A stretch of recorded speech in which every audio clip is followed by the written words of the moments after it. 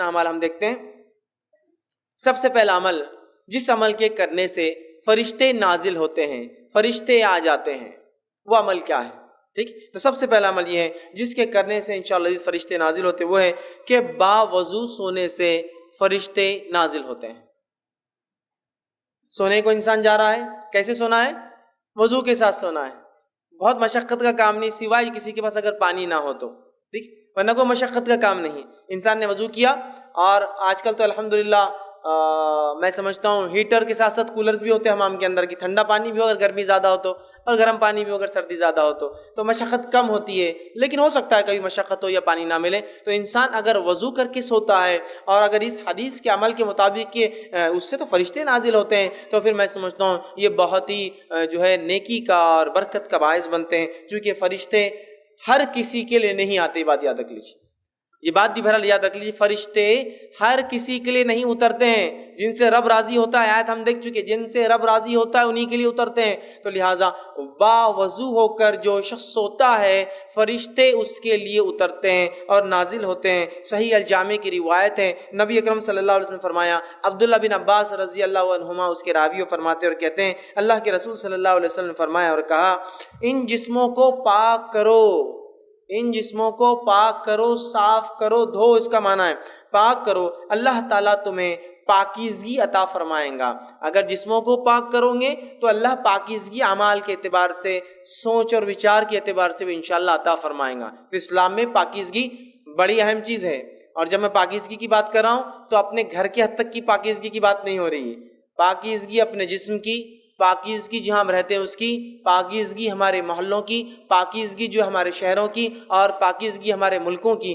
ظاہر ہونا چاہیے کہ ہاں یہ مسلمان ہیں اور یہ ایک پاک باز قوم ہے، اس لیے کہ ان کا دین انہیں ہر چیز میں صاف ستھرائی کا حکم دیتا ہے. اور اسلام اتنا پاکیزہ دین ہے، میں آپ کو کیا بتاؤں کہ نبی اکرم صلی اللہ علیہ وسلم جب کھانے کے لیے جاتے تو آپ ہاتھ کو دھویا کرتے، ہاتھ کو دھویا کرتے. مطلب کھانے سے پہلے ہاتھ دھونا یہ اتنا اہم عمل ہے.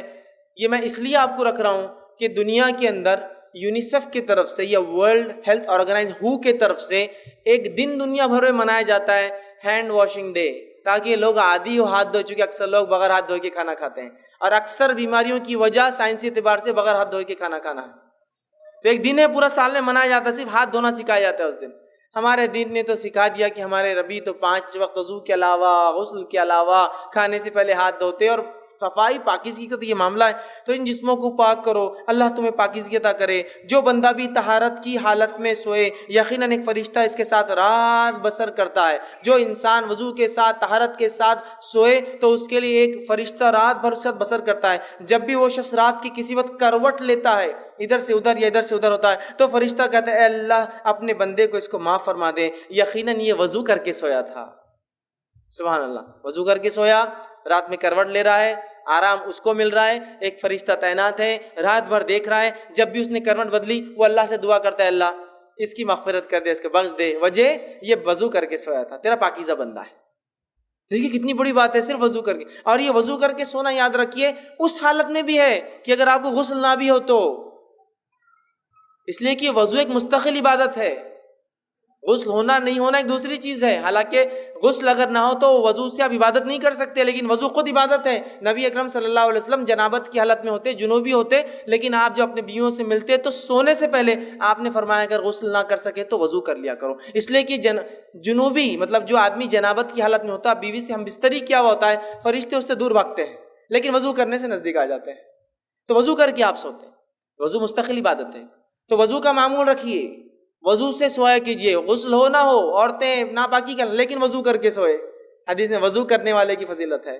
انسان جنابت کی حالت میں وضو کر کے سوئے، اس لیے کہ وضو کرنے والے کی کروٹ کروٹ پر فرشتہ کھڑا ہے، انتظار کر رہا ہے، کروٹ لی وہ دعا کر رہا ہے. فائدہ تو ہمارا ہم نیند لے رہے ہیں، اور ایک فرشتہ ہمارے لیے مغفرت کی دعا کر رہا ہے. تو یہ مخلوق اللہ کی بڑی پاکیزہ مخلوق ہے. اگر یہ دعا کرتے ہیں تو یہ عمل کوئی معمولی اللہ کے نزدیک نہیں ہے، بڑا اہم عمل ہے. وضو کا عادت بنا لیجئے، دن ہو رات ہو، وضو ٹوٹے کہ دوسرا وضو کر لینا، وضو ٹوٹے کہ دوسرا وضو، ایک عادت بنا لیجئے تاکہ انشاءاللہ جس موت بھی آیا تو وضو کی حالت میں انسان چلے جائے دنیا سے. تو بڑی اہم چیز یاد رکھیے. تو وضو کا معاملہ رکھیے. اور ان لوگوں کے لیے اس میں بہت بدبختی کی علامت ہے جو طہارت سے دن میں بھی رہتے تو رات میں کیا وضو کر کے سوئیں گے. بدبختی ہے نا، ظاہر سی بات ہے، ایسے لوگوں کے لیے فرشتے تھوڑی آئیں گے، شیاطین ساتھ رہیں گے ان کے، تو ہے نا. تو بہرحال کتنی بڑی فضیلت وضو کی آتی ہے. دوسرا